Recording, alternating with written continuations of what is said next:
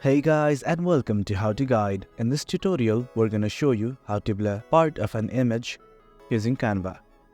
Now let's begin. If you don't have an image uploaded, upload it right now and drag it to your Canva design.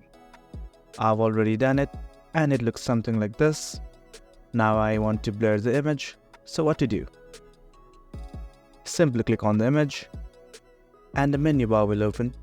In here on the top left, you will find something called as Edit Photo.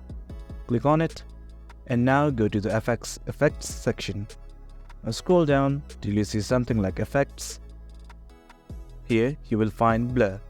Simply click on it. You can blur in two ways. You can either blur to the whole image or only to the section using the brush.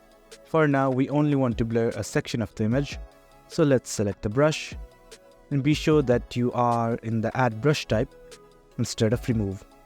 So let's try to blur out the image.